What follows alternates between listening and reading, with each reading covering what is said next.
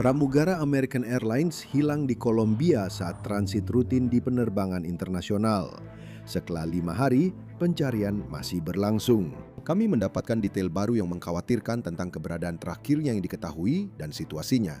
Dan hal ini membuat semuanya menjadi semakin genting. Kini keluarganya bekerja sama dengan otoritas Amerika untuk mencari pria yang hilang ini. Selamat datang di Sidebar oleh Law and Crime. Saya Jesse Weber. Baik, sebelum kita lanjut, saya harus memberitahu Anda tentang aplikasi yang sangat luar biasa ini. Ini adalah sponsor kita, namanya Upside. Memberikan Anda cashback, tambahan uang kembali untuk pembelian sehari-hari seperti bensin, belanjaan, makanan dibawa pulang. Jadi begini caranya, Anda unduh Upside secara gratis. Klaim penawaran di salah satu dari lebih dari 100.000 lokasi bayar, seperti biasa dengan kartu, verifikasi pembelian, lalu dapat uang kembali. Misal saya butuh isi bensin malam hari atau beli makanan. Saya cari penawaran Upside dulu. Setelah belanja, uang muncul di aplikasi dan bisa langsung ditransfer ke rekening bank. Pengguna setia Upside rata-rata mendapat kembali $254 per tahun. Klik tautan di deskripsi atau pindai kode QR, lalu gunakan kode promo Sidebar untuk bonus 25 sen per galon di pengisian bensin pertama Anda. Eric Fernando Gutierrez Molina yang berusia 32 tahun telah menjadi pramugara American Airlines selama lebih dari 8 tahun. Menurut halaman Facebooknya, ada foto-fotonya di berbagai negara seperti Turki, Hungaria, dan Meksiko.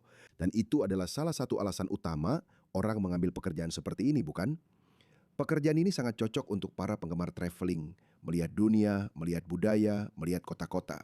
Namun, satu kesamaan dari semua perjalanan Molina adalah bahwa pada akhirnya dia selalu kembali ke basisnya di wilayah Dallas-Fort Worth. Tapi sayangnya itu tidak terjadi pada penugasan terbarunya sebagai pramugara. Sudah 5 hari sejak Molina terakhir terlihat atau dilaporkan terlihat, padahal ia seharusnya naik penerbangan ke Amerika Serikat pada Minggu pagi.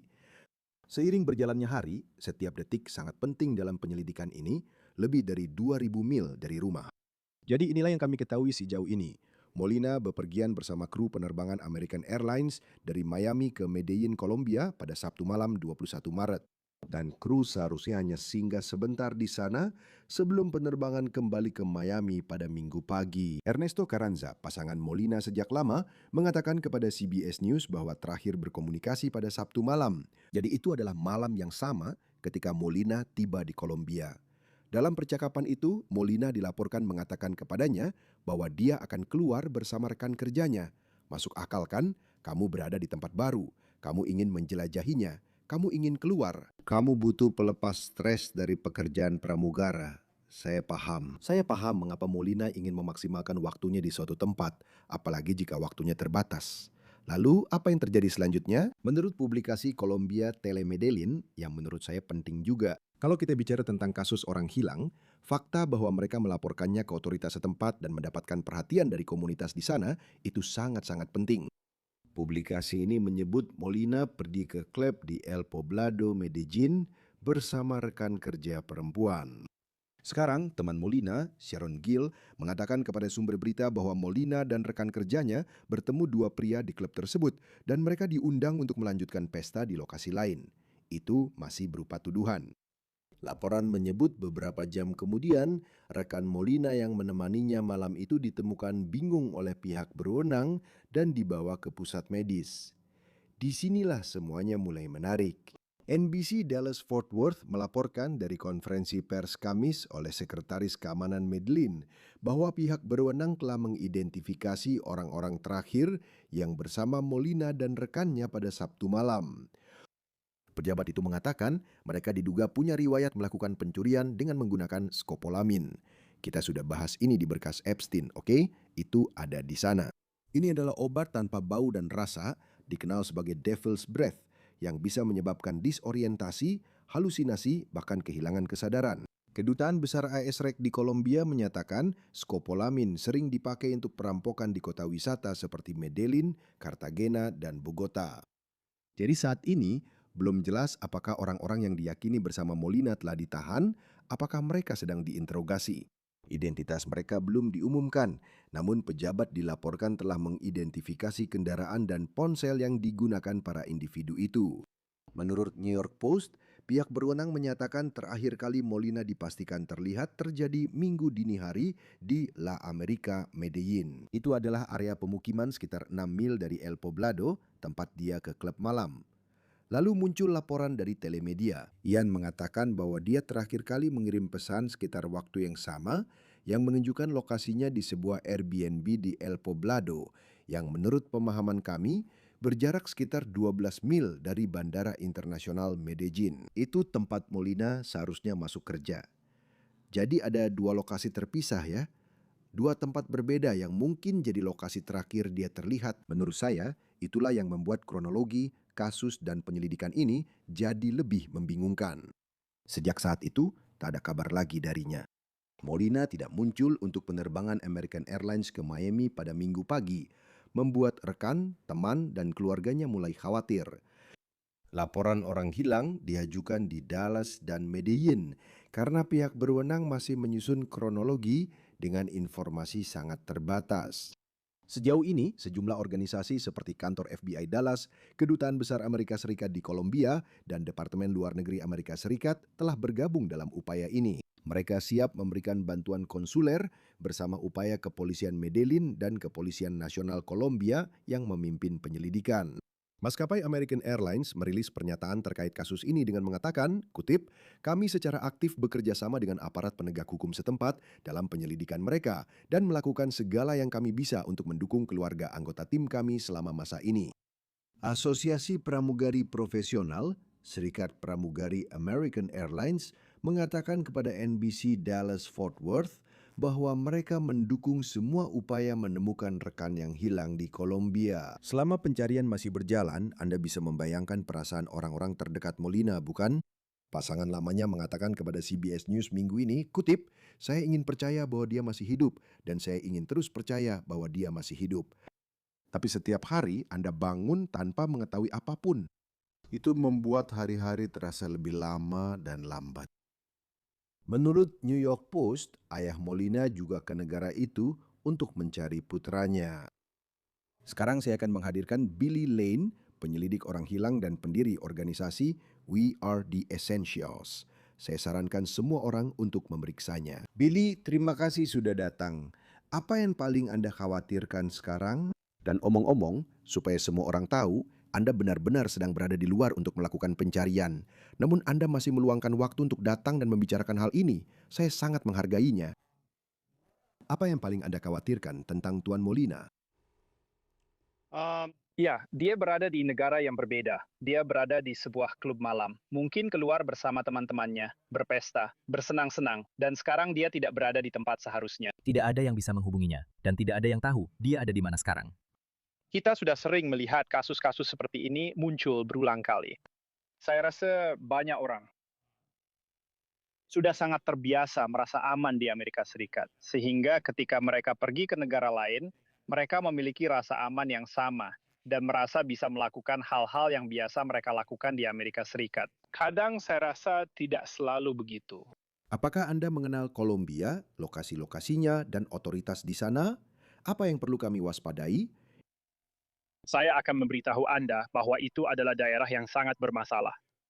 Banyak aktivitas kriminal dan kartel di sana. Ada banyak orang di sana yang tahu bahwa orang Amerika datang ke sana. Saya yakin dan pernah melihat mereka menargetkan orang Amerika karena mereka tahu orang Amerika berada di lingkungan yang tidak mereka kenal dan bisa merasa seaman saat berada di Amerika Serikat. Dan mereka memanfaatkan kerentanan mereka. Ketika Anda mendengar laporan bahwa orang-orang terakhir yang bersamanya memiliki riwayat pencurian terkait narkoba seperti yang Anda sebutkan, pihak berwenang menyatakan telah mengidentifikasi kendaraan dan ponsel mereka. Belum diketahui apakah mereka sudah diinterogasi atau ditahan. Apa yang menurut Anda terjadi di balik layar? Apakah ada alasan mereka tidak banyak mengungkapkan informasi?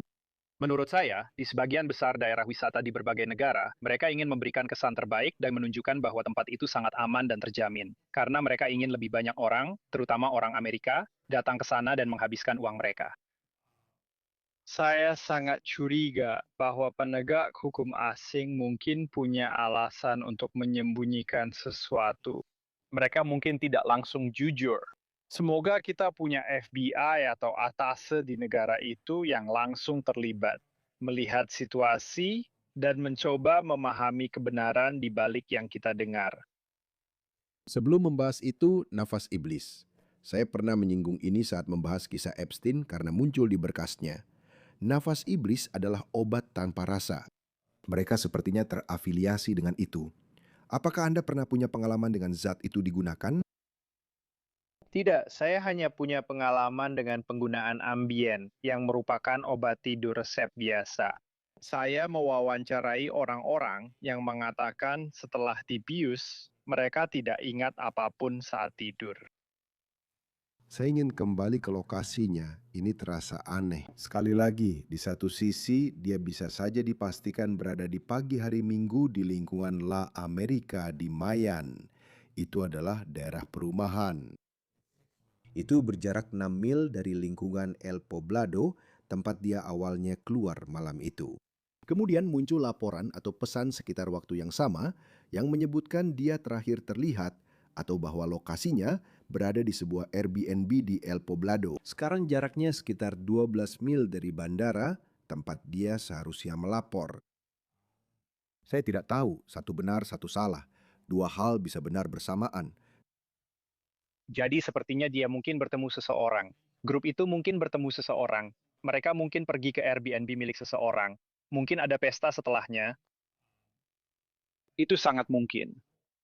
Menurut saya, yang terpenting sekarang adalah kemana dia pergi setelah itu. Apakah ada jejak dirinya setelah itu? Kita juga bisa membahas ini. Seringkali banyak orang akhirnya masuk IGD atau rumah sakit karena darurat medis atau overdosis. Ada banyak kemungkinan di sana. Di Amerika Serikat, penegak hukum kadang kesulitan mengidentifikasi individu di rumah sakit karena HIPAA. Jadi itu menjadi semacam hambatan yang seringkali harus kita atasi. Dan saya berdoa dalam kasus ini, itulah yang sebenarnya terjadi. Secara umum, baik seseorang menghilang di Amerika Serikat maupun di luar negeri, jika kita berbicara tentang 5 hari dan tidak ada laporan penampakan dirinya, mengapa itu penting? Mengapa situasi itu sangat bermasalah? Ini tidak biasa untuk orang ini. Menurut yang dikatakan, dia seharusnya sudah kembali bekerja. Dia seharusnya berada di tempat-tempat tertentu pada waktu-waktu tertentu, tetapi dia tidak ada di sana. Di Amerika Serikat, jika Anda terkena Baker Act untuk evaluasi psikologis, Anda akan berada di sana selama 72 jam. Itu biasanya jangka waktunya. Setelah itu, kami mulai sangat khawatir. Memang seharusnya begitu dalam kasus ini. Saya tidak tahu protokol di Kolombia untuk intervensi psikologis jika penegak hukum melakukan hal itu. Saya tahu batas di sini, 72 jam dan kita sudah melewati itu. Kembali ke satu hal, saksi ini ya, rekan kerja perempuan Melina yang tampaknya merupakan saksi kunci. Lagi-lagi, ada laporan bahwa dia tampak kebingungan. Jika dia dibius, bagaimana itu memengaruhi ingatannya dan posisinya sebagai saksi kunci di sini. Seperti yang saya katakan sebelumnya, saya pernah mewawancarai orang-orang yang dibius dengan Ambien, dan mereka hampir sepenuhnya kehilangan ingatan tentang apapun. Itu seperti benar-benar blackout. Itu akan menghambat siapa yang bersamanya, terakhir dia ajak bicara, apa yang diingat, dan kemana mereka pergi. Faktor-faktor tersebut sangat penting, apalagi untuk penyelidikan seperti ini yang dimulai dari nol tanpa informasi. Apakah pihak berwenang di sana punya teknologi serupa dengan yang kita miliki untuk melihat rekaman pengawasan dan melacak ponsel? Dan Anda tahu di zaman sekarang ini sangat sulit bagi seseorang untuk hilang begitu saja. Sangat sulit bagi sebuah kejahatan dilakukan tanpa meninggalkan jejak digital. Tapi sekali lagi, kita selalu punya kasus pengecualian. Lihat saja Nancy Guthrie. Apakah mereka punya teknologi di sana seperti yang kita miliki sejauh yang Anda tahu? Saya tidak percaya sistem kamera di sana setingkat dengan yang ada di Amerika Serikat. Tapi mereka masih punya menara-menara ponsel yang bisa kita lacak melalui menara-menara tersebut. Mereka masih bisa melacak lokasi GPS di ponsel-ponsel itu. Namun, menurut saya, di area dengan lebih banyak turis, kemungkinan ditemukan banyak rekaman video. Tapi begitu Anda masuk ke daerah-daerah pinggiran, saya rasa Anda akan mulai melihat semakin sedikit rekaman video pengawasan. Kamera ring seperti yang biasa kita lihat di Amerika Serikat. Itu biasanya bukan sesuatu yang saya lihat saat saya sering bepergian ke luar negeri. Jika Anda bisa menjelaskan kepada kami mengapa penting untuk melibatkan beberapa organisasi dalam hal ini dan apa peran masing-masing dari mereka. Jadi seperti yang saya katakan sebelumnya, ada beberapa organisasi yang telah bergabung dalam pencarian ini. Kantor FBI Dallas, Kedutaan Besar Amerika Serikat di Kolombia. Departemen Luar Negeri AS Serikat siap memberi bantuan konsuler. Mereka bekerja sama dengan polisi Medellin dan Kepolisian Nasional Kolombia. Apa yang mereka lakukan dan seberapa penting itu? Biasanya Departemen Luar Negeri dan FBI juga punya perwakilan. Semua lembaga ini umumnya sudah punya penghubung di negara itu. Itu bagian dari kemitraan kita dengan negara-negara itu. Mereka sudah punya agen di sana, jadi tak perlu menerbangkan siapapun. Mereka seharusnya berkoordinasi dengan penegak hukum setempat dan memberi dukungan yang dibutuhkan. Karena kita tidak tahu apa yang mereka miliki untuk menyelidiki kasus seperti ini. Kita tidak tahu berapa banyak kasus seperti ini yang diselidiki setiap tahun, atau apakah pernah ada. Jadi penegak hukum federal kita, Departemen Luar Negeri, dan Kedutaan akan mendukung mereka. Mereka akan punya sumber daya. Mereka akan mengirimkan sumber daya dan menyadari pentingnya hal ini karena kita membahas warga Amerika yang hilang di luar negeri. Apakah mengirim detektif swasta akan membantu? Saya akan bilang tidak, kemungkinan besar pada titik ini. Kecuali itu seseorang yang ada di negara tersebut, yang mengenal negara itu, yang mengenal daerahnya, yang memiliki kesetiaan kepada Amerika Serikat dan keluarga, serta tidak bisa dipengaruhi negara itu karena, meski enggan saya akui, beberapa negara sangat korup. Beberapa negara memiliki banyak kendali atas apa yang dirilis dan apa yang tidak, dan individu yang tinggal di negara-negara tersebut agak dikendalikan oleh pemerintah. Ini situasi nyata yang sering kami alami di luar negeri. Saya mendengar banyak situasi yang memprihatinkan terjadi di luar negeri. Apakah Anda sering melihat kasus seperti ini, orang hilang seperti ini di Kolombia atau di luar negeri? Saya pikir ini terjadi di banyak negara, bukan hanya di Kolombia. Kami juga pernah melihat kasus serupa sebelumnya. Dan terkadang seperti di Amerika Serikat, beberapa kasus seperti ini akan menarik perhatian media dan menjadi viral. Dalam kasus seperti ini, contohnya Nancy Guthrie, ada beberapa kasus yang entah mengapa media dan masyarakat sangat peduli dan ingin tahu lebih banyak informasi tentangnya. Saat itulah kita melihatnya di berita setiap hari. Itu bukan hal yang buruk, mengingat masyarakat mungkin bisa membantu. Masyarakat bisa menjadi pihak pertama yang mengidentifikasi seseorang, melihat petunjuk, atau melihat sesuatu yang mencurigakan. Saya tidak tahu di luar negeri, tapi saya tahu di sini. Apakah Anda melihat masyarakat siap membantu dalam situasi itu? Saya tahu saya menggeneralisasi komunitas itu karena saya tidak begitu mengenalnya. Saya juga tidak tahu apakah Anda mengenalnya. Ya, tapi masalahnya seberapa banyak liputan ini yang akan mereka lihat di sana? Seberapa besar akses mereka ke TV Amerika? Saya suka TV Amerika membahas kasus seperti ini, seperti kasus Nancy Guthrie. Kita terus mengangkat kasus ini di media dan memberi tekanan pada penegak hukum. Kami menekan agen federal untuk bertindak dan memberi jawaban pada keluarga. Itulah yang dilakukan organisasi nirlaba kami. Anda tahu, kami setiap hari turun tangan untuk membawa perubahan dan menunjukkan kepada penegak hukum serta masyarakat bahwa ini bisa dilakukan. Dan tidak ada alasan mengapa ini tidak bisa dilakukan. Ya, saya tahu ini mungkin juga sedang diberitakan secara lokal di sana. Saya punya pertanyaan yang sedang saya pikirkan. Seseorang dengan posisinya bisa menghilang. Sekarang, ini tidak seperti kasus lain yang sudah kita bahas tentang Jenderal McCaslin kan? Namun, orang ini memiliki akses ke materi sensitif tentang pesawat kita. Apakah itu membuat Anda khawatir? Mungkin sedikit. Bagaimana jika itu terjadi di Rusia atau negara musuh lain yang ingin mengumpulkan intelijen tentang kita? Dan memiliki agen intelijen yang aktif membuntuti warga Amerika saat datang ke negara itu. Ya. Mungkin juga bisa terjadi di sana. Kita tidak tahu apa yang tidak kita ketahui. Jadi saya akan mengatakan tidak ada yang dikesampingkan saat ini, sampai para penyelidik atau orang-orang di lapangan bisa mengeliminasi kemungkinan hal ini terjadi. Situasi ini sangat memprihatinkan. Kami akan terus mengikuti perkembangan dan memikirkan Tuan Molina beserta keluarga. Semoga mereka mendapat jawaban di sini. Ini situasi yang sangat memprihatinkan. Kehilangan seseorang, apalagi di luar negeri, sangat berat. Billy Lane, terima kasih sudah meluangkan waktu. Saya sangat menghargainya. Ya Pak, Tuhan memberkati. Dan itu saja yang bisa kami sampaikan untuk Anda saat ini di Sidebar semuanya. Terima kasih banyak sudah bergabung bersama kami. Dan seperti biasa, silakan berlangganan di YouTube, Apple Podcast, Spotify, atau dimanapun Anda mendapatkan podcast Anda.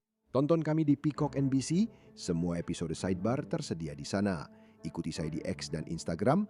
Dan acara News Nation Jesse Weber Live, Senin Jumat 11 malam waktu timur. Sampai jumpa.